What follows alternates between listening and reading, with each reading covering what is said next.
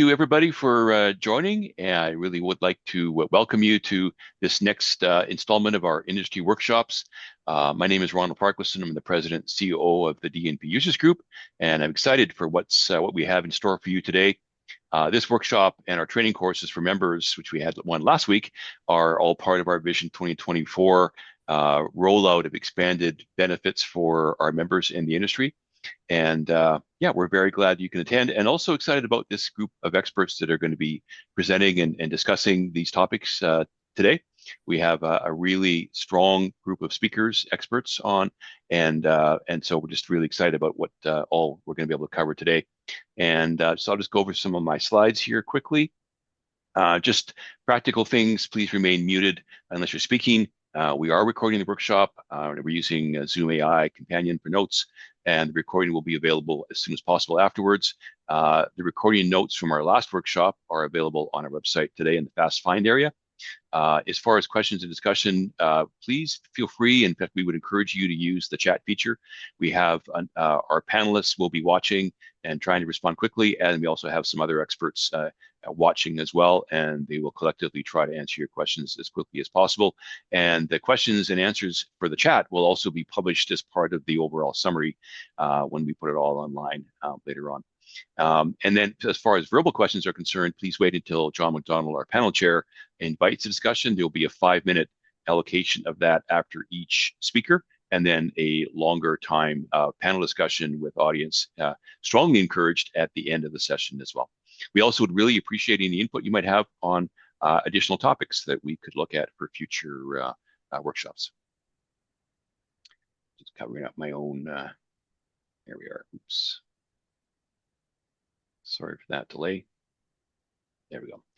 Just a disclaimer, just very important you understand that these opinions that are presented in the presentations are not specifically reflecting any of the standards organizations that we are mentioning or are implied.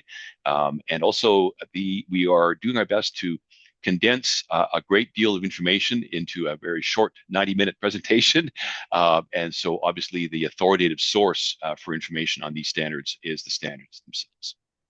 This is our agenda. We're going to go in this order, and we will have each one speak to their specific areas of expertise. And if you know these individuals, you'll know that they are very aware of these topics, very strong on these topics. And also, if you want more information on their bios, that was provided and is still provided on our website in terms of the announcement.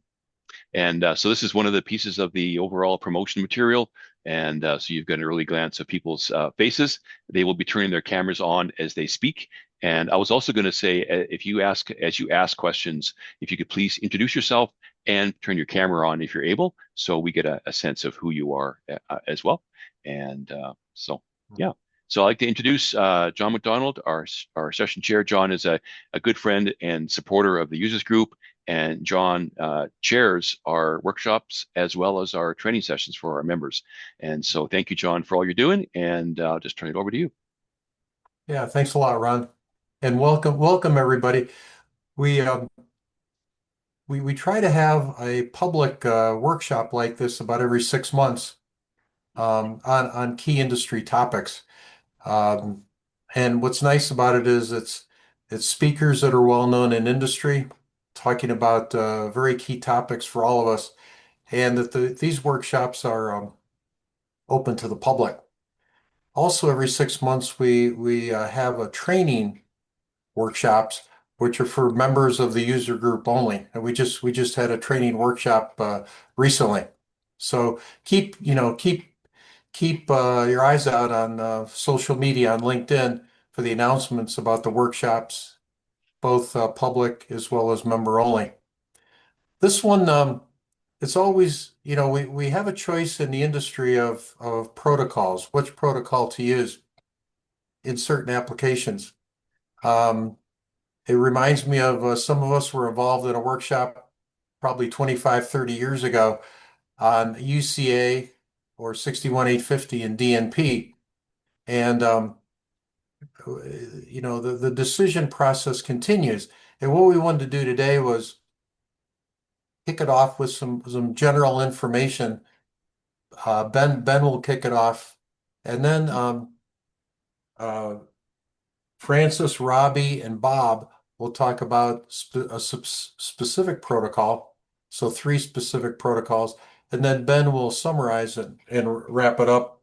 And then we'll have open Q&A. But as Ron said, we'll also have a period of Q&A after each of the presenters. So this is a interesting topic in terms of what protocol do you choose? What's your application and what's the best to use? So let's get into it. Let's kick it off. We'll have our first speaker will be Ben on IEEE Standard 1547. Ben, take it away. Thanks, I appreciate it. So hey everybody, so the three protocols that Francis, Robby, and Bob are all going to talk about, they all have one thing in common that I'm going to talk to a little bit more, and that's that it's the protocols that are named in the 1547 standard. So to get our discussion today started, I'm going to talk through a little bit about what is the 1547 standard and what it has to do with these communication protocols. So if you go to the next slide, I talk a little bit more about 1547. So 1547 is referenced in grid codes today. It's primarily a safety standard, but it includes some of the technical capabilities and sort of rules of the road for DERs that connect to the area EPS systems. But on its own, 1547 doesn't really have any power, being just a technical standard. But because today's grid code operators do reference it in the interconnection requirements to participate in the local EPS systems, it does allow it to sort of become the de facto basis for DER interconnection requirements across the world. You can go back. So, why are we talking about 1547 and grid codes on a call about protocols?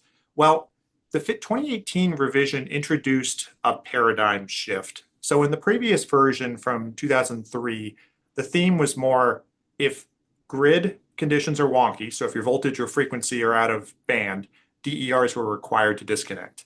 And the goal was that centralized resources were really better positioned to maintain grid frequency and voltage. But in 2018, that changed. The working group adopted some new requirements that not only required that the DERs stay connected, which was a change, but it also required that these DERs support grid supportive capabilities to help address those voltage and frequency fluctuations that may be happening. So with the addition of grid supportive capabilities, the working group also agreed that the industry needed some way to configure these grid supportive capabilities over the life of that system while it's connected to the grid. So they included a new section that's focused on interoperability in the 1547 document. And this is where those three protocols come in. So let's talk about that a little bit more too on the next slide. So in addition to the requirements for electrical behavior and things like what do DERs do in abnormal conditions, 1547 also has a chapter of it that's completely focused on interoperability and communication capabilities. It's clause 10 of the 1547 standard. And this clause requires that all DERs have a local DER communication interface that's capable of representing the entire DER system as a whole. That interface must be available at interconnection. So it has to be available as a local connection, even if it's not being used by the utility at the time. It must be local, so it doesn't allow for cloud-based interfaces. And it must support a common information model. And then finally, it must support at least one of the three protocols that some of my peers here are going to be talking about it. So 23.5, DNP, as well as SunSpec Modbus. So the interface isn't really designed to replace the telemetry requirements that many utilities already require, but more designed to be complementary to those requirements and help ensure that all DERs, regardless of what size they are capable of providing some fundamental capabilities when they interconnect with the grid. So on the last slide, the interface was added, but one of the things that was understood during this process is that this interface may not be used immediately in many cases. And in some cases, it may be there for many years before somebody actually connects a network to it. Because research over the past decade or so pointed to a need for DERs to become more visible and controllable to really realize that full value of the DER. And as they become more prevalent, we're going to need real-time communication and orchestration to realize some of those DER-related goals. But today, DER visibility and control is really only reserved for some of the largest of DER systems. We're typically looking at like megawatt or larger. And for smaller scale systems, utilities are either not really taking an action today or are using the set and forget method where smart inverters are set to perform certain actions through a local communication interface. But then the assumption is that it's going to continue to do that for forever, basically. However, as the industry is adding more DERs and we're moving closer to some of our adoption goals, more action is going to be required. So systems like energy storage systems are designed to be managed, and communication is really key for that. Concepts such as flexible interconnection require that we can control and adjust some of the DER performance in alignment with grid upgrades. And a key assumption in many of the DERMS use cases is that these systems have access to a large portfolio. DERM systems have access to a large portfolio of DERs to be able to provide a mixture of active and reactive power services to the grid. But all of that assumes that DERs are interoperable per the requirements that are in 1547. It assumes that they have local communication and use one of the three standards the next couple speakers will focus on. So because this interoperability is being baked into things like hosting capacity and utility strategies, it's less of a, if we will use these systems and more of a when. So for some folks, it will be soon, and for others, it may be in the distant future, but everyone's going to really have to make some decisions about their strategies related to these communication protocols. So with that, I'll hand it back to you. Great. Thank you very much, Ben. And we'll let John kind of continue with the hosting. Yeah. Does anyone have any questions? As Ron said, if you have any comments or questions, you can put them in the chat. You can also unmute yourself, ask a question. Let me ask one. I mentioned this in opening comments. Ben, you mentioned it also. If you're a utility, how many protocols should you be prepared to support in the future? Obviously, there's a trade-off in supporting a lot of protocols.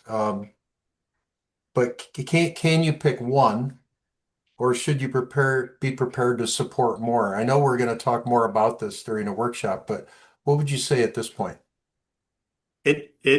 So I remember in the 1547 efforts, that's always brought up. Can we just pick one and make it easier, make interoperability easier, and there's less that you have to implement?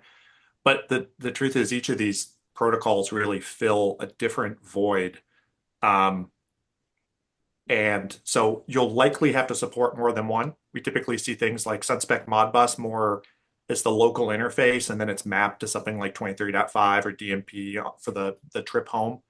But one question we're always getting from utility members is, how many of these protocols are we going to have to support? Because we're just talking about 3 today, but there's probably 20 or so when you start looking at EV management and demand response and communicating with VPPs and all of those.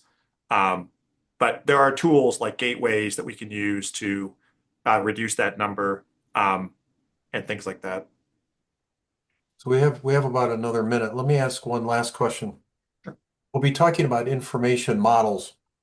Can you help us? What's an information model, and what value does an information model provide in the DER space? Yeah, so for each of the protocols that we'll be hearing about today, they define both syntax of the messages as well as the semantics. So the syntax is more about how it's formatted so those two machines can talk to each other. But the semantics is really about the meaning of the payload being delivered. So what we've seen, 23.5 has it built in, but with Modbus and DNP, typically the data that's being conveyed can vary from site to site, which means that for each site, you may have to learn what is the intent of various parameters. So there may be differing interpretation of, say, state of charge, or an unclear parameter for managing system output. And all of that can present challenges that may not be readily apparent. So the adoption of things like information models help us land on a similar definition definition and meaning of the data that's being conveyed, which helps make that interoperability happen a little bit faster. So like with DNP, SunSpec Modbus, as well as 23.5, they all use common information models that have some common roots in the 61857-420 standard, which just makes it a little bit easier for talking with people who may be in other domains other than than you normally interact with. Great. Thanks, Ben, and we'll see you again after we talk about the three protocols. We'll see you again for the wrap up, for the summary. Let's move now to Francis Cleveland. We'll talk about 1815.2. Francis? Okay, so if you can go on to the next slide. So 1815, well, IEEE 1815 base is DNP3. 1815.2 is a profile for DER. So in just picking up exactly what Ben was talking about with information models, the profile that we're discussing is really the semantic profile, the meaning of the data, so that it can be interoperable. So if you can go to the next slide. Okay, so starting off just with some history, which is we've got the 1547 DER functions, as Ben was talking about, and these include Rule 21 functions in California, and around the world there's some different ones, different rules or traditions. But what we did to convert DNP3 to being interoperable with this a semantic model and the names mean something model, we went to IEC 61857.420 and have used the names there so that the meaning of the data points, the DNP3 point number 29, always means the same thing. And point 326, again, always means the same thing, so that it can be interoperable. The utility can always know what they're getting when they get point XYZ, and the DER manufacturers, integrators can always do the same thing. They know exactly what they're getting from the utility or sending out to the utility. So what happened is, because this has been a journey, not a jump to a solution, Mesa, and I'll mention Mesa a lot more later, Mesa developed a specification and a spreadsheet that includes this DER profile. This, in conjunction with the DNP User Group, we developed the DNP3 app note. So originally or initially, this was just an application note sort of supported by Mesa and supported by the DNP User Group. But now we have converted this into an IEEE standard. So making it a standard means that everybody can start to use it and not worry about what's going to happen and how are the changes going to be made and so forth, because IEEE will keep it as a standard. So what is IEEE 1815.2? It's, again, as I said, the profile for DERs. It was based on the DNP app note. And its purpose, the whole purpose that we started this process, was to get the interoperability that Ben has mentioned as being critical to allowing DERs to be used widely by utilities. And so what we decided was DNP3 is a very good protocol, but it didn't have interoperability. So that's why we went on this journey, first with the app note and then now with 1815.2. So I will also say that we've gone beyond just the requirements for IEEE 1547. because 1547 fulfills a certain range of requirements, but it really, in the version 18, 2018, it really didn't cover storage. It didn't cover maybe the larger DER sites that are covered by IEEE 2800. So we went beyond that and really got into additional requirements. It also provides cybersecurity, and importantly, in at least California today, and I'll show that in a little bit later, it also provides full scheduling capabilities. So for instance, for export or import limiting. It is still in ballot. We're finalizing the last 12 or so points, comments and questions. And so we will go on from there, but we do expect it to be published by the end of this year. And it is backward compatible. That seemed to be an important issue with because there are a number of implementations along the way. And it is going to be referenced in IEEE 1547.1 amendment and presumably in the revision to 1547. Okay, next slide. Okay, I will not go through all of these, but what I want to point out is the list of functions on the left are those in IEEE 1547. The ones on the right are some of the additional capabilities that 1815.2 can do. So they're all defined in the standard as to how to do them. There's some caveats, some are a little more experimental as we, exactly what is artificial inertia, for instance, or some of the advanced volt-watt functions, but we have tried to address those since we know that they are going to be important. Okay, next slide. Oops. All right. Okay, so what is Mesa and what does the DNP user group have to do with 1815.2? So first of all, Mesa.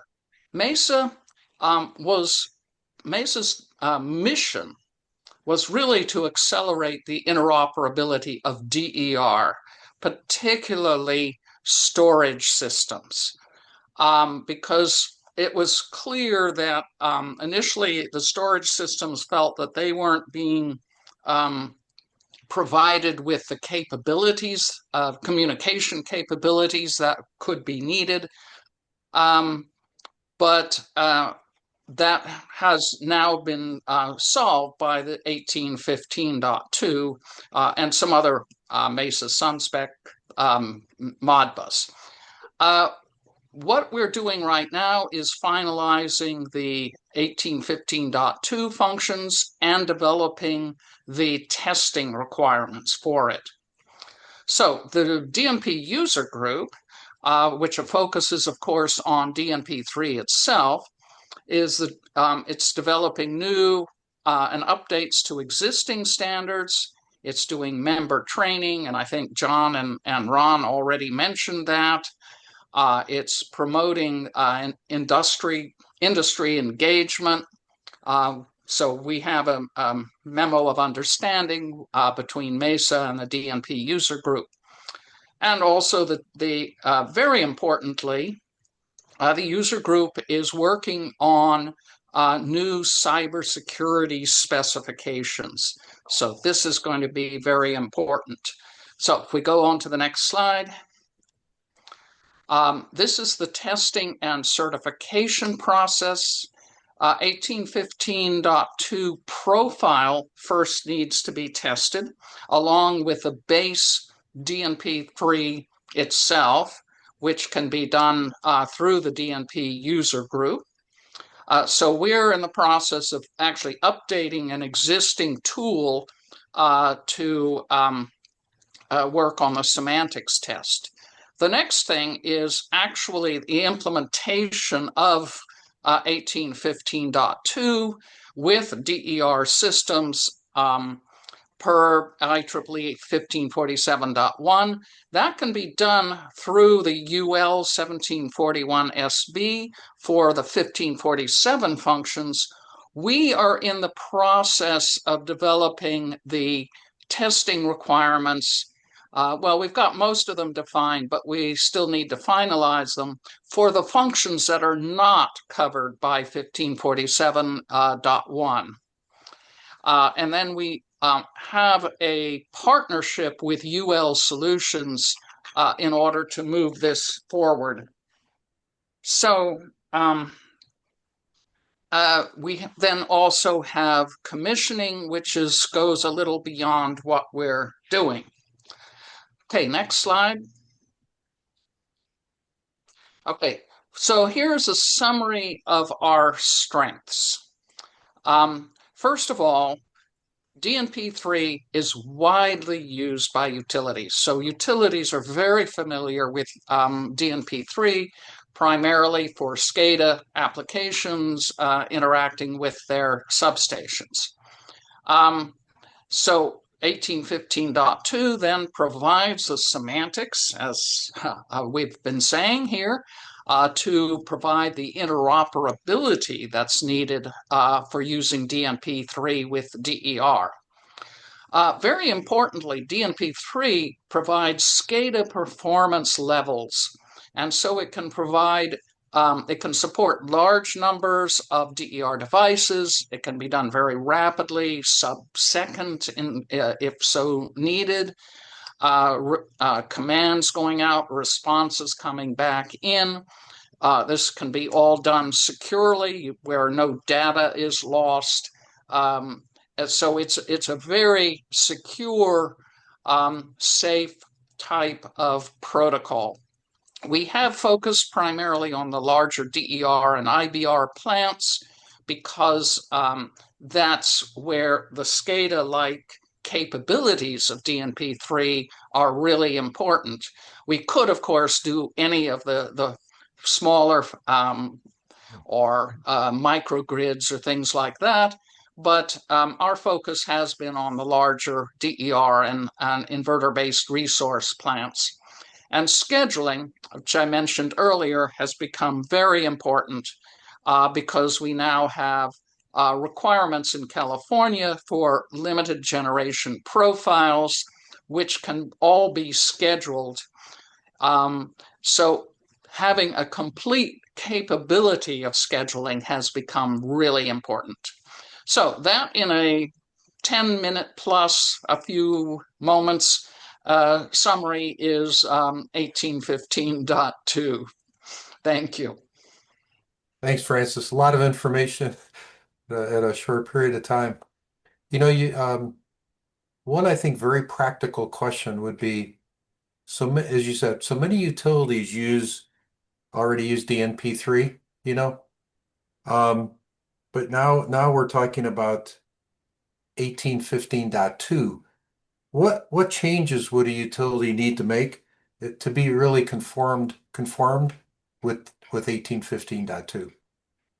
So the DNP3 version that we're basing it on is the level 2 DNP3, but we do have a few exceptions to that because we are requiring the use of timestamps. So that would be a change. So if say a utility has DNP3 level 2 implementation but does not use timestamps, you would have to include that. And then, of course, the main thing is the semantics. The point numbers, the DNP3 point numbers, would be quite different from whatever you've been using to date. However, that's just a mapping. We have a spreadsheet, actually, that just maps every single DNP3 point to what it means and using the 61850 terminology. So it can be used. It could be just a firmware update to DNP3, basically just by changing, again, things like the timestamp. There might be a couple of other minor things, but that's the main DNP3 issue. And then obviously the whole mapping to the profile. Okay, very good. I think for time, we need to move on. Yeah, level 2. I'm just answering Yeah, the comment in the chat. Yes, it's level 2. level 2. Okay. Thanks, Francis. Thank you. Let's move on to IEEE 2030.5, and our next speaker will be Robby Simpson. Robby? Thanks, John. So hi, everyone. I'm Robby Simpson, principal and co-founder at Anetrix. We're a test tool company that makes test tools for all of these standards. And I'm also the chair of the 2030.5 working group and vice chair of 2030.5.1, which you'll hear more about in a moment. Next slide. Oops, sorry. My cursor flipping around here. There we go. Thanks. So what is 2030.5? So at the highest level, we typically refer to it as the smart grid user interface. It's a standard, a protocol. It's designed using widely adopted technologies. So we didn't really want to invent anything in the standard. We just wanted to pick things that already exist and put them together. We had an unofficial motto of "Don't be weird" in the working group during the design period. I think I can attribute that one to Tom Herbst. And it's really designed for communications between utilities and outside entities, consumers, prosumers, whatever you want to call them. Or you can think of it as really the integration of consumer devices into the grid. That's not to say it can't be used for utility-only communications, et cetera, but really the sweet spot that we were looking at and the use cases that we were looking at were around utility to non-utility communication, utility to non-utility assets. We worked really hard and had a number of security reviews to make certain we were providing best-in-class security. And I have a whole slide on that in a moment. The standard itself serves two general purposes. The first is to inform the consumer. So informative messages like energy usage information, what's often called meter data, pricing information, things that are less about control and more about information. And then there's also the ability to request actions to assist the grid. So that can be what's probably most relevant to this discussion, controls to, say, PV inverters, EV charging, EV discharging, like vehicle to grid applications, thermostat changes, et cetera. So it's really focused on all of these things that are around efficiency, energy usage, demand response and load control, et cetera. It's meant to be an Internet of Things profile, so selecting Internet of Things technologies and putting them together in a way that makes sense for this use. It's meant to support a range of backhaul technologies. There may be folks with cellular links that are, charged by the megabyte. There may be folks with Wi-Fi links or broadband links or AMI links. And so we designed the standard in such a way to take advantage of a variety of different bandwidths, latencies, et cetera. It's optimized for embedded and battery-powered devices. So by embedded, I mean things that have very little RAM and flash, things like thermostats, inverters, et cetera. And its communications takes place in two ways, either a RESTful polling mechanism, which has some pros and cons. Pros being that it can easily get through firewalls that consumers may have, et cetera. But the downside is it can be slower. However, if you don't need to worry about firewalls and things of that nature, there's also a subscription notification mechanism. Next slide. Sure. So IoT profile. So what do I mean by that? This was our attempt at, the "Don't be weird" motto, if you will. So hopefully all of these technologies are really familiar to you all. We use the Internet Protocol the same way virtually all Internet communications do. We use HTTP, the web protocol that everyone knows and loves, and probably how you're watching this meeting right now. We use TLS, so the same security that's used for things like online banking, et cetera, or the S in HTTPS. We use XML for the way we encode the data. It's a very well-known extensible markup language, and or what's called EXI, which is just a binary flavor of XML. And then for device and service discovery, we use MDNS and DNSSD. These are the same ways that, say, your laptop is able to find your printer on your network. So depending on your use cases, some of these may or may not be as useful, and that's where the profiling comes in. Next slide.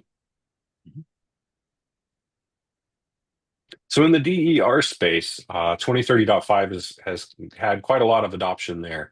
And we're really focused on supporting communications both with individual DERs, so say a utility, service provider, aggregator, all the way down to the individual DER, as well as aggregation and what's called proxying. The difference there being aggregation takes, thousands, millions, however many DER, and presents them as one big DER, versus proxying allows an entity like an aggregator to proxy the information for individual DER. We support things like both generation and storage, all the 1547 requirements, plus much more.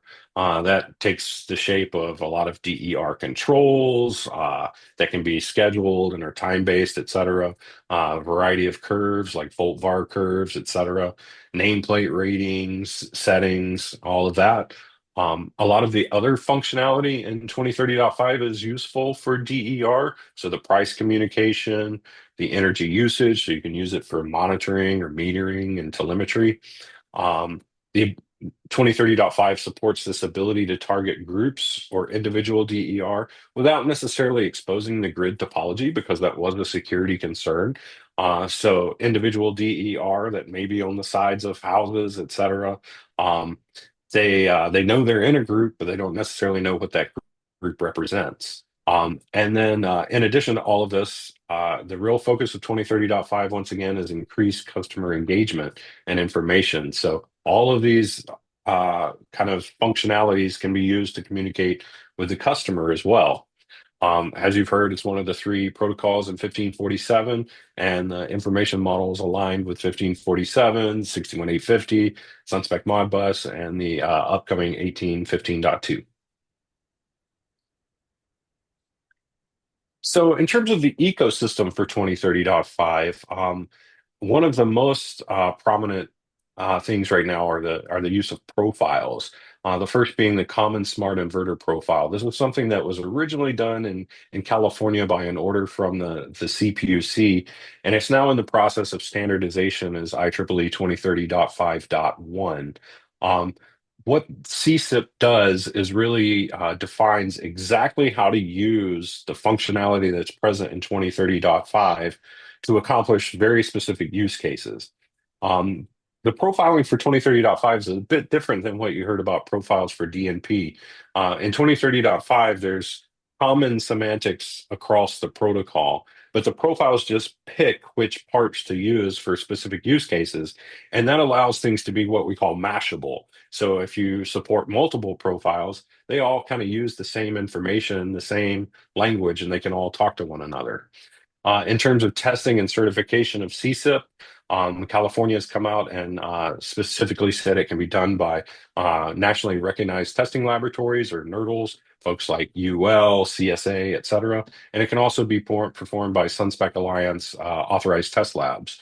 And there are roughly 100 product lines so far that have been certified to CSIP. In addition to CSIP, there's also something called CSIP Oz, or CSIP Australia. This is basically what exists in CSIP, but has some additional extensions for use in the Australian market, where they're doing some interesting things with dynamic operating envelopes, et cetera. That's been standardized by Standards Australia, and testing and certification programs been established for it as well in Australia. IEEE doesn't really mandate, where the testing certification goes on. So quite a lot of times you'll see different regions have different profiles and may have specific requirements for their testing and certification. And then the next slide is around cybersecurity. Obviously, when you're dealing with customer equipment, when you're going across all of these security boundaries, security and privacy concerns become paramount. And of course, when it comes to DER and group communications in general. They can have significant consequences in the physical world. Not to mention that with 2030.5, we had to design it to operate with minimal consumer intervention. You didn't want to have to explain to someone who gets solar panels on their home how to configure their firewall, for instance. So we spent quite a lot of time making it simple, but at the same time, realizing that it's just one piece of a consumer's network. On the one hand, it can't be the weak link, but on the other hand, the rest of the network might be insecure or actively hostile. There might also be little to no physical protection, right? Inverters, as an example, in the residential space are often on the sides of houses, and yet they need to last for decades. So this is like almost the worst case scenario in terms of having to design for security. And of course, many governments and jurisdictions have cybersecurity guidelines and requirements. So we spent a lot of time beefing up the security of 2030.5, and it's gone through a number of security audits, including one by CMU, NIST did another, et cetera. And then I believe the next one is my last slide. Like everyone else, I put together kind of top 5 strengths that, as I see them, of 2030.5. It's an internet native standard. It's meant and designed to run on the internet, and for all its warts on the internet and all the security concerns and all the chaos there is there, it's meant to be highly secure. It is highly secure. It supports a variety of applications and functions, DER being one of many. It utilizes well-known protocols and technologies that so-called don't be weird. And it has obviously a robust global ecosystem that's growing every day. So with that, I think I've reached the end of my slides, and I'm happy to answer any questions. Thank you for your time. John, I think you might be on mute. Sorry, Rob. Hey, Robby, there's one question in the chat. When you first talked about CSIP, how does CSIP differ from the common file format? So the common file format is literally a file format. It's a way of kind of laying out. I think it's a CSV file, if I'm not mistaken, of laying out specific settings for DER. 2030.5 and CSIP specifically is a protocol for transferring that information. So you can think of it kind of like the difference between a file on your computer, like a Word document, versus going to a website and transferring a file. One's the file format, and one's a protocol. Okay. But they support similar information for sure. So I think we like the "Don't be weird" motto. It gets the point across. But more specifically, though, Robby, what would be the benefits of using well-known protocols and technologies by not being weird? That's a great question. So I think it has a number of benefits. First off, there's technology maturity, right?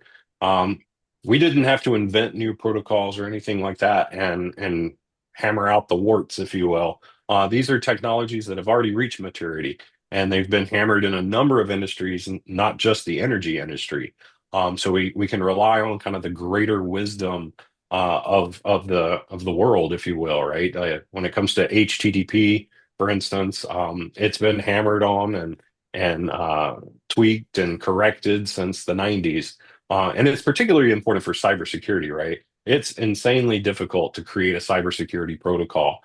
Whereas, by just using TLS and its numerous implementations that are out there, it's been at the forefront of cybersecurity for so long that we can be reasonably assured that most, if not all, of the issues have been discovered. There's familiarity, right? I have a feeling that you would be hard pressed to find for instance, a recent computer science graduate that's not familiar with things like TLS and HTTP, et cetera. So it's really easy for workforce familiarity. Even, I think everyone in this webinar has interacted, for instance, with HTTP. And then lastly, there's the maturity of the tools and software libraries, et cetera. You don't have to invent all new tools and libraries for 2030.5. You can use a lot of stuff off the shelf, including things like packet sniffers, intrusion detection and prevention systems, schema validators, pretty much any kind of tool you can think of, they already exist for this space. And so we really get to kind of stand on the shoulders of giants, if you will, and just reuse what's already out there. Okay. Thanks, Robby. We'll stop here and move on to the next speaker. We'll talk about SunSpec Modbus with Bob. Bob Fox will be our next speaker. And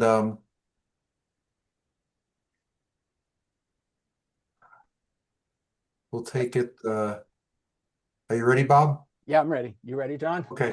Yeah, go ahead, Bob. All right. Hey, everyone. Bob Fox, principal at Anetrix. Some of you may know me from my time at the SunSpec Alliance, where I was the principal engineer for a number of years. Also participate heavily in 1547 and 1547.1. So I'm going to talk about Modbus and a SunSpec Modbus. So people often ask, what's the difference? I'll go through that and highlight Modbus versus SunSpec Modbus in several different categories. So Modbus was introduced as an industrial automation protocol back in 1979 by Modicon, which is now part of Schneider. In 2004, the Modbus organization was formed, and responsibility for the Modbus protocol was transferred to the Modbus organization.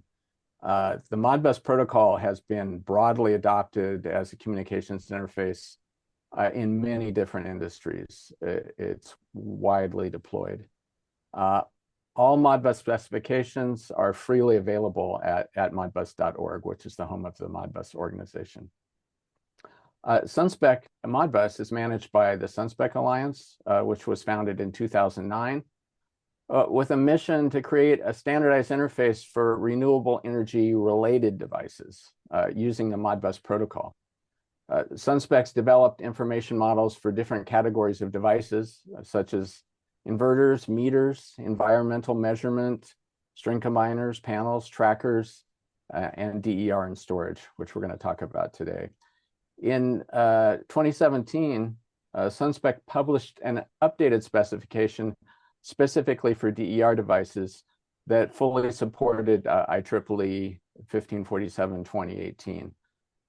And as mentioned, SunSpec Modbus DER specification is one of the three protocols specified in 1547.2018 for interoperability compliance. SunSpec information model specifications and general SunSpec Modbus specifications are developed by work groups in the SunSpec Alliance, and all the specifications, SunSpec specifications, are free to download and use. Next slide, John. Oh, there we go. Sorry. Sorry, Ron. Sorry. It's okay. Yeah. Or team. So, Modbus protocol. So the base level Modbus protocol is a protocol that just provides the ability to read and write values in an address space consisting of either single bit or 16-bit elements. The Modbus protocol doesn't assign any meaning to the content of the address space made available by a Modbus implementation. It's the Modbus implementation itself that defines the information contained in the address space and how that information is organized within the device. The information elements themselves in the Modbus address space can be larger than 16 bits and can be laid out in any way the implementer wants, and it would just span multiple 16-bit elements. So it's essentially a 16-bit memory that allows the communication interface to update it. Modbus can be used over TCP/IP networks or serial communications. Serial implementations typically use RS-485. So SunSpec Modbus uses the standard Modbus protocol specification. It doesn't alter the Modbus protocol in any way, but uses it for the basis of the SunSpec Modbus specifications, and it actually uses a subset of the Modbus protocol specification. SunSpec defines the information contained in the SunSpec address space, and it does that with set of information models. So SunSpec produces information models that contain related elements for logical blocks of information, and we'll see examples of that in just a minute. Each SunSpec information model is assigned a unique numeric ID, and then the information model IDs are assigned in numeric ranges based on the category of the information they represent, which we'll see as well. Next. So how does Modbus apply to DER? So most DER devices today support Modbus as a method of exchanging information over the communications interface. A DER device may support a manufacturer-specific Modbus implementation, a SunSpec Modbus implementation, or both. If a manufacturer supplies a manufacturer-specific Modbus implementation, the manufacturer would then have to publish a Modbus map indicating how the information that they've implemented fits into the Modbus address space. And this is typically the way that Modbus devices have been developed over all the years of Modbus, is a manufacturer will choose how to place the information in a Modbus address space and then publish its layout. And so every device or every device family you want to interact with, you would have to conform to that Modbus map, which makes it, every time you want to support a new device, you have to understand the map and accommodate that. A SunSpec Modbus implementation uses the SunSpec information models and can provide a uniform interface across multiple manufacturers if they're using that implementation style. And some devices support both. Devices have, for their whatever reason, either they have additional information or a legacy information, can support both their own Modbus manufacturer-specific implementation and SunSpec Modbus simultaneously. They would just be in different portions of the Modbus address space. So SunSpec Modbus, early in SunSpec's development, information models for inverter telemetry and control were developed and used by a number of inverter manufacturers. The original inverter models are in the 100 model ID range for SunSpec. In 2017, an updated set of DER information models were created based on lessons learned from the 100 series and also the requirements from the 1547-2018 specification. So the updated 1547 compliant DER models are in the 700 ID range, and you'll hear them referred to as the SunSpec Modbus 700 series. Often that's what they're talking about, are the model ID range. So for example, specifically, the DER information models consist of a number of logically related elements, and here's a list. So just to go through them quickly, AC measurement, which is monitoring information, 701, DER capacity, 702, and then we get the functional blocks associated with inverter control in 1547. So inter service, AC controls, volt var, volt watt, voltage trip, frequency drew, watt var, the storage capacity. All of those are required. Those 13 models are required for 1547-2018 compliance. And then there are a couple of additional models, DC measurement and DER control, that provide additional information that aren't required for 1547-2018. The 700 series is a superset of the 1547-2018 requirements. Some of the content from the 100 series that wasn't required by 1547 was brought forward in the 700 series so that everyone could coalesce around the 700 series. So those using content in the 100 series can migrate to the 700 series, but they're also a 1547-2018 compliant. SunSpec's also developed information models for DER storage devices. The storage model IDs are in the 800 range and are used by the Mesa Alliance as part of the Mesa device specification. So the standards activities around these two groups, so Modbus has standards activities surrounding it. The actual Modbus specification, base specifications have been around for decades and are completely stable. An additional security specification was added in 2021, and we'll talk about that more in a moment. More information about those standards is at modbus.org. SunSpec Modbus is managed by the SunSpec Alliance. The SunSpec Alliance runs a SunSpec Modbus workgroup to develop updates to the SunSpec Modbus specifications. Some corrections were recently added to the SunSpec Modbus specifications that relate both to general usage and 1547/2018. So if you're interacting with SunSpec Modbus, it's always good to check to make sure that you have the latest SunSpec Modbus specifications. Adding security considerations for SunSpec Modbus is an upcoming activity in the SunSpec Modbus workgroup, and that workgroup has actually just restarted, so that this is starting up now. For more information about the SunSpec Alliance and SunSpec Modbus activities, you can go to sunspec.org.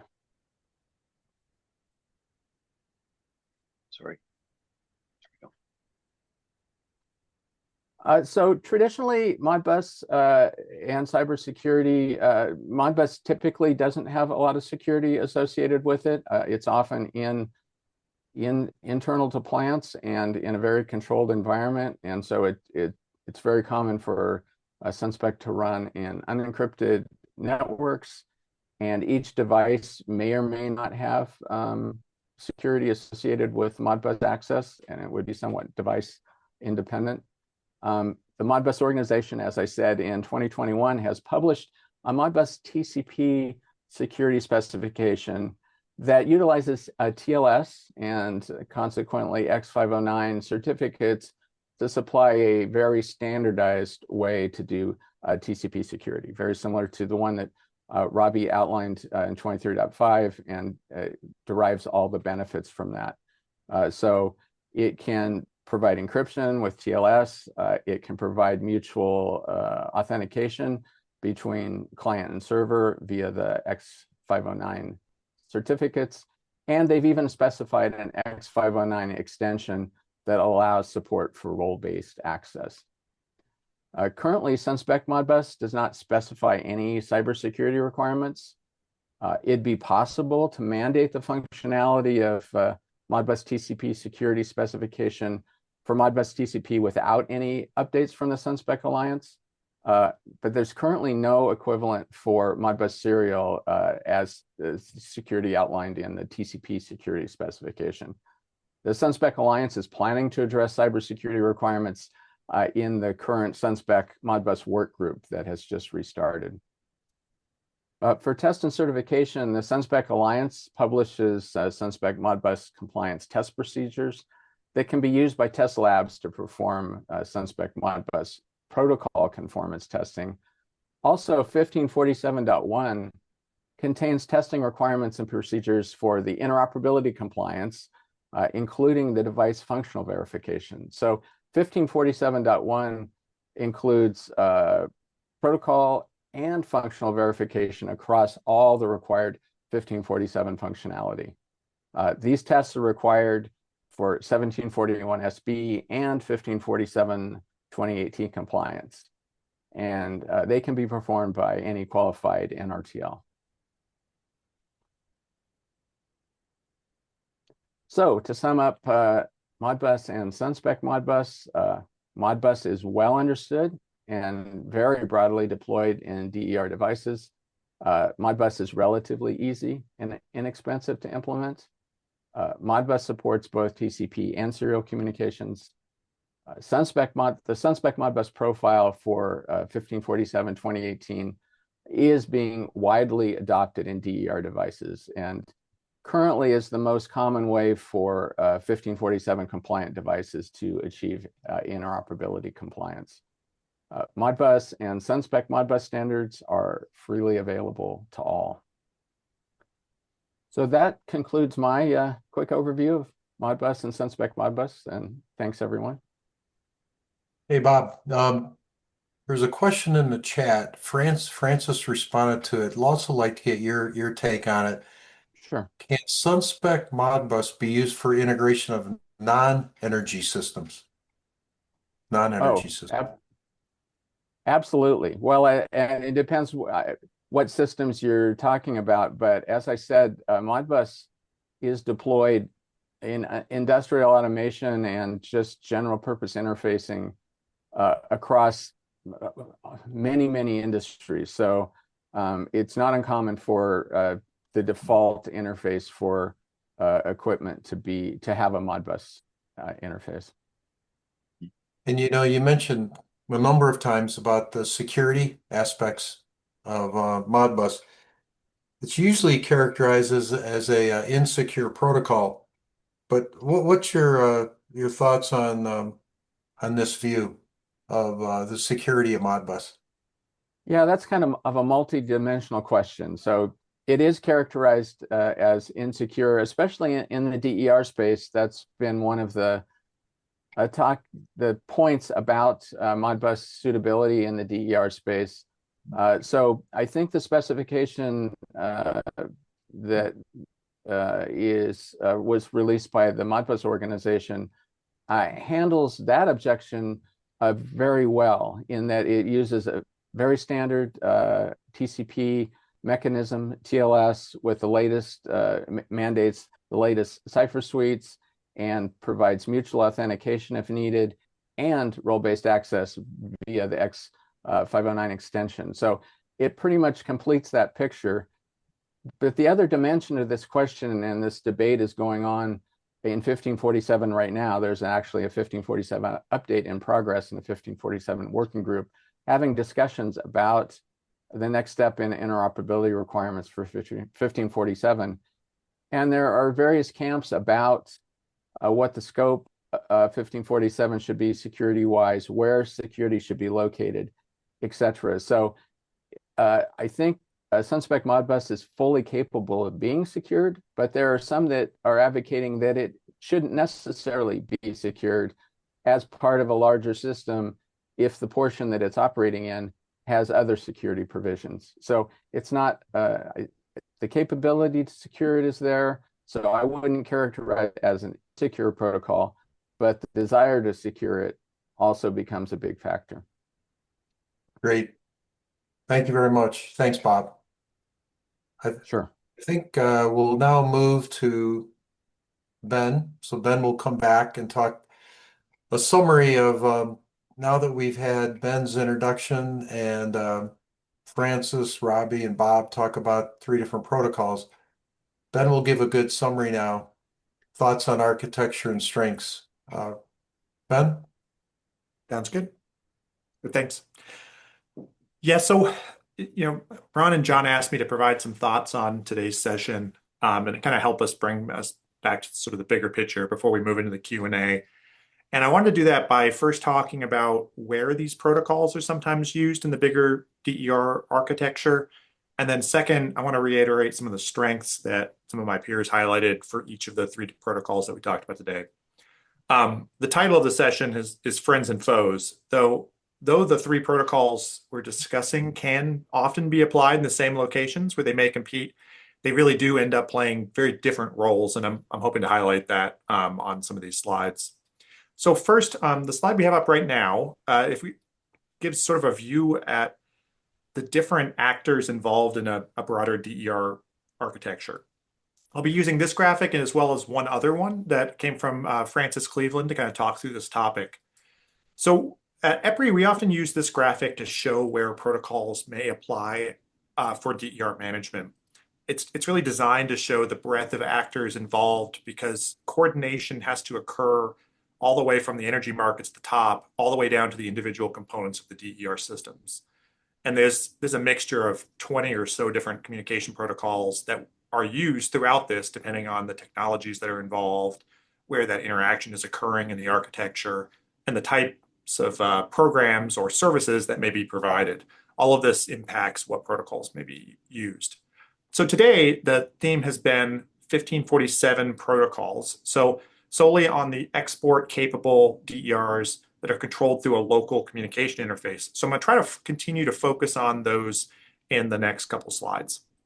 So depending on the architecture and who owns the DER, it can be deployed in a couple different ways. Typically, protocols like 2030.5 or DNP are used over the utility networks. And the reason is that these protocols have the security and other capabilities that make them good candidates for that larger, longer hop from that local site where the DER may be all the way back to the utilities, DERMS, or enterprise system. And in some cases, utilities also deploy systems like a DER gateway. And what these gateways can do is provide some degree of segmentation and allow utilities to do things like add site-specific functionality, perform protocol translation, and enforce different cybersecurity policies.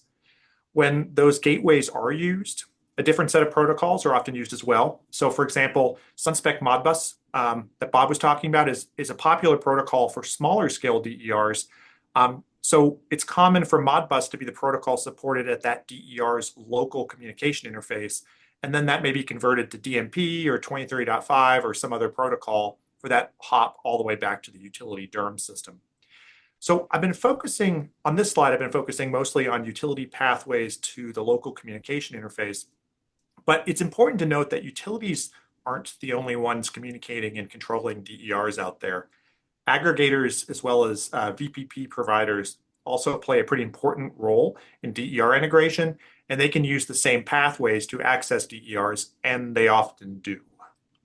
So on the next slide, we have a little bit of a different representation of the DER architecture, but one that's also quite valid. So this is a graphic that came from Francis, and I appreciate it, Francis. Appreciate you sharing this with us. So I wanted to use this slide to talk about some of the variations that occur depending on how the DERs are connected with. So if we start from the top, we see that communications with utility-owned systems are often done with DNP or something like 61850, as Francis was talking about earlier. Utilities use protocols like DNP and 61850 for their SCADA systems. So it's really only natural that the systems that are connecting to their SCADA systems, these DER systems, would support that same set of protocols. For some systems, you may have Modbus, that's that local interface. And if so, you'd likely use some degree of conversion to whatever protocol would be used back to the utility itself. So if we move on from the utility-owned DERs and look more at customer-owned DERs, the paths will differ a little bit. So if DERs are aggregated by a third party, utilities communicate directly to the aggregator, typically using protocols like 2030.5, DNP, OpenADR, or even OCPP. Only some of those are shown on the slide here. And the aggregator is then responsible for routing the appropriate message to the individual DERs in the field over standardized or proprietary interfaces, whatever they are using to coordinate resources.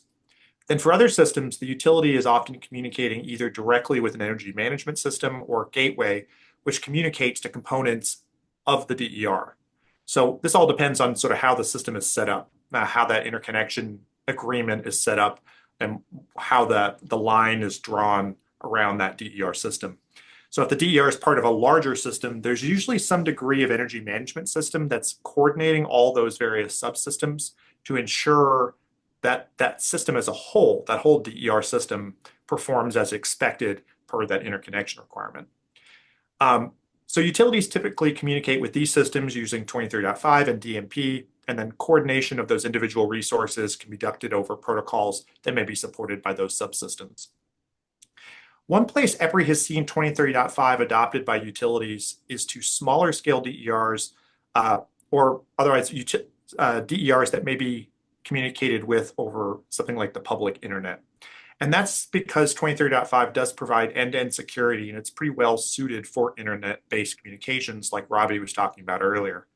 In contrast, DNP is often more prevalent with larger scale systems. So for example, where we see telemetry requirements for DERs today. So those 500 kW, 1 megawatt type systems.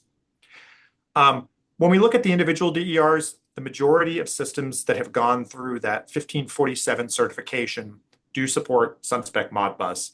But this is just one view of how widely supported each of these protocols are, because not every single DER system goes through the 1547 certification. But one of the reasons we do see more SunSpec Modbus devices is because Modbus is a pretty common interface in many DERs, and that move from Modbus to SunSpec Modbus is pretty logical for those who want to meet the requirements here. However, Modbus is not the protocol that most utilities want to route over their networks. So in these circumstances, utilities are commonly deploying gateways where the gateway sits between the utilities DER systems, that the plant controller that would be sitting there coordinating all the resources, and then they perform that translation to whatever protocol may be used over the network. However, I should note, this is probably a very engineering answer, but with all of this, there really isn't a wrong way, and it kind of depends on the situation. But each protocol does have a series of strengths that tend to make it more common in certain applications, but there's always some degree of exception. So last thing I'm going to talk on the next slide is around the 5 strengths that Francis, Robby, and Bob had mentioned. So first, let's start with 1815.2. So its strengths are that DNP is pretty widely used by utilities, which makes it a logical choice for many. When DNP is used with 1815.2, you have the full interoperability, because 1815.2 adds that semantic interoperability, providing complete interoperability of DNP3 with DERs. DNP's performance also supports large numbers of DER devices, rapidly, securely, and without loss of data. The focus of the protocol and associated information model is really on larger DERs and inverter-based resources, and it contains built-in scheduling of functions, which is a pretty key tool for DER management moving forward. Next, let's talk about 2030.5. So it's got a few unique strengths. 2030.5 is one of the newer protocols on the lists. It's a internet native and built-in security, which makes it a pretty good candidate for communication over the public internet, which we're seeing more and more with smaller scale systems, DERs. And it's one of the broader standards on this list. So today we focus mostly on export-capable DERs, but 2030.5 also supports functionality for EVs, VPP management, and demand management, which is a strength because it does support those larger use cases. So you may be able to do more with it. It also utilizes well-known protocols and technologies that IT or OT professionals are familiar with. And then finally, it has a robust ecosystem, including testing and certification, numerous profile efforts, and adoption in multiple countries.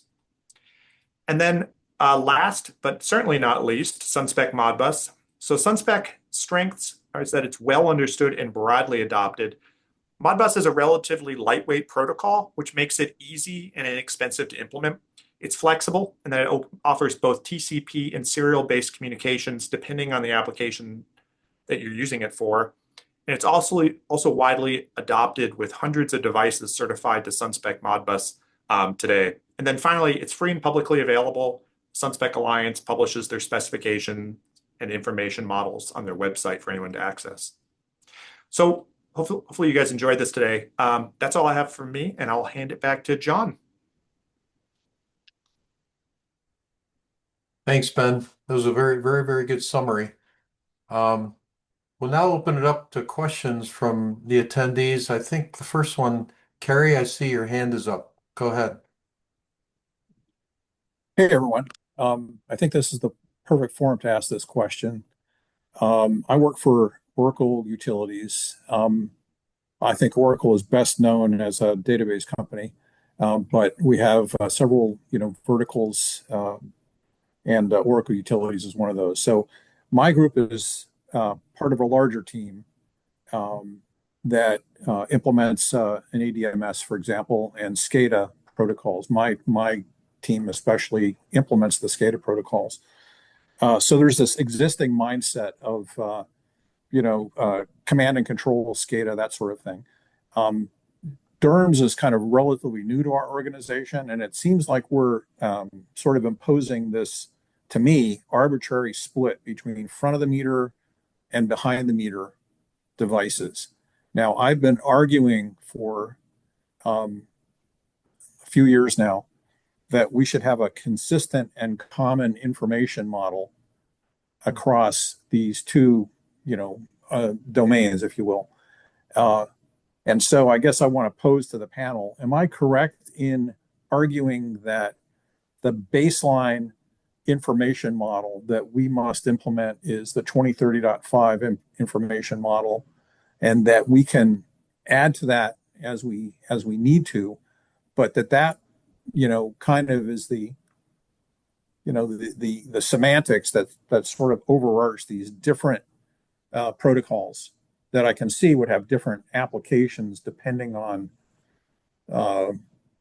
really the device that you're trying to control. It may speak one or another of those protocols, and so you're going to be forced into implementing a specific solution depending on what you want to talk to. But am I correct in saying that we want to have a common information model across all of these different applications? So if I can jump in there, John, Yeah, go ahead. which is that actually IEC 61850 Yes. has been the basic information model for energy-related semantic models. In particular for DER, it's the 61850-7-420. So that was used by 2030.5 and by Modbus and by 1815.2 as sort of the source. Now each, and I'll have to add that this is also true for electric vehicles and other areas that are not directly energy related, but certainly are now becoming energy related. So all of them are basing their models on the 61850 models. Now, each protocol has turned the name into something slightly different. In some cases expanding it out to make a full readable word, and other cases slightly changing how something is spelled out.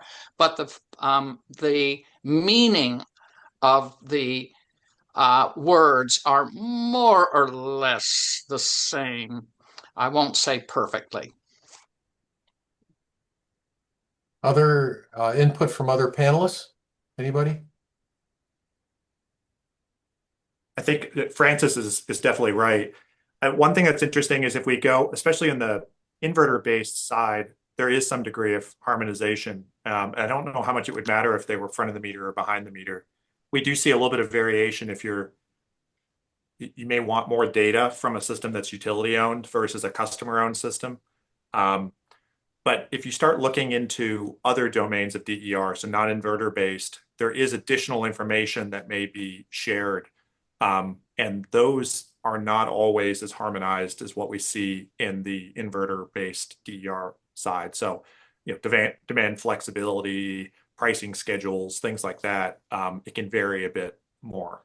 But I would agree with you that I think as an industry, we do want to head towards having more common information models. Yeah, if I could just add, I think there's almost, I think maybe there's a tendency to try to simplify even further, to take, like what's spelled out in 2030.5, which we have to implement for compliance, right? I mean, we couldn't pass certification if we didn't implement at least that baseline. But I think there's kind of pushback from some of the old hands to, do we really need all this information? And my answer is yes, we need at least this, if not more. So, but it sounds like I'm on the right track. I'm not too far over my skis when I argue this then. Well, I think the scope of what you're trying to achieve is the biggest factor, because every one of these protocols we've mentioned today contain information the other two don't. So in terms of normalizing, what you're talking about is a normalization. You really have to decide what the scope of the normalization is, because the three aren't completely harmonized for sure. Mm-hmm. And 2030.5 is an example of it has a lot more domain information in it that we haven't even discussed today. So it really depends if demand response would be an example, or mm-hmm. pricing or other things, right? So it really depends on the scope of what you're trying to achieve. But I would say all three protocols contain information that the others don't today in their information models. Thanks. Thanks, Kerry. Thank you. Anyone else have questions or comments?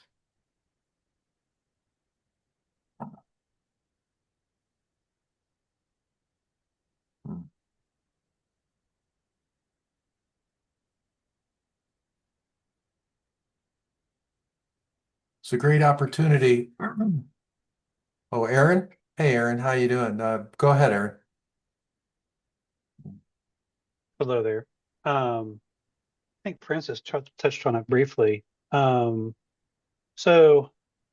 there's one DER that's seems to be kind of, we'll call it out on its own. I'm just curious if within the lifetime of those of us that are working in this, it might ever come back in. So we have an electric vehicle that sometimes is a load and sometimes is a storage and sometimes is mobile and sometimes is not. And sometimes its charging equipment is on board and sometimes it's not. Have you guys seen any utilities that have a desire to not use yet another protocol to talk to the car and handle that through the existing ones? Or is that just another thing where we have to accept open charge point protocol or telematics for the foreseeable future? Yep, So- that's a very good question, Aaron. We've had actually a number of discussions on that in IEEE 1547 revision. At the moment,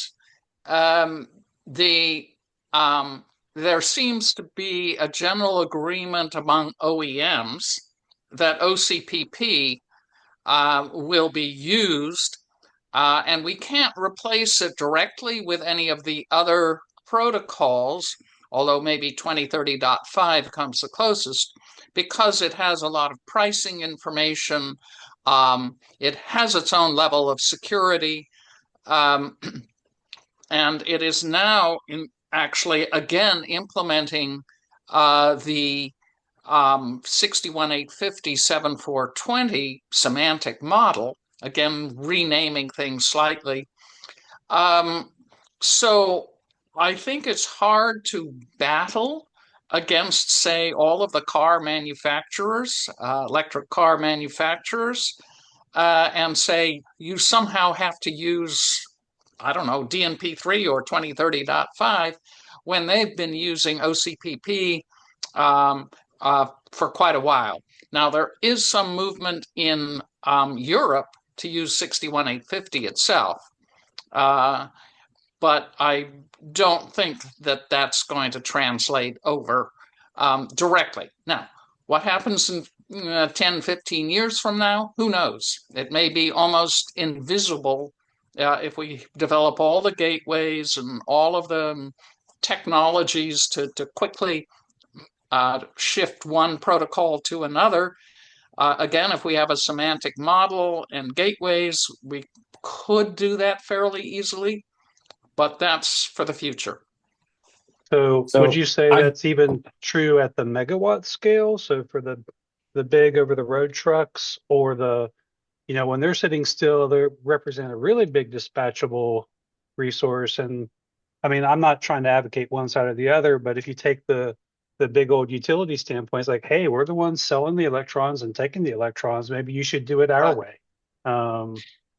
Well, we have actually a number of efforts going on in the IEC in particular on this, where we're looking at using 61850 where that's appropriate for the energy side of things, and OCPP where it's more the pricing and the user interface type of things. So we have actually an IEC document that you might be interested in, called 63420, and you might look at that. One thing I'll add to, I've been sorry if you don't. I've been thinking that a lot may vary depending on who at the utility is initiating the communications. DNP3, for instance, might be liable to be used more often where you actually want an operator to reach out and hit a button, because that is typically the environment in which DNP gets used.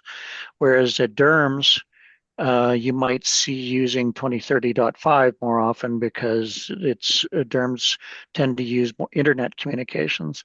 So as far as the megawatt chargers, I guess the question is, are you going to want to be talking to an individual charger, or are you going to be wanting to talk to an organization?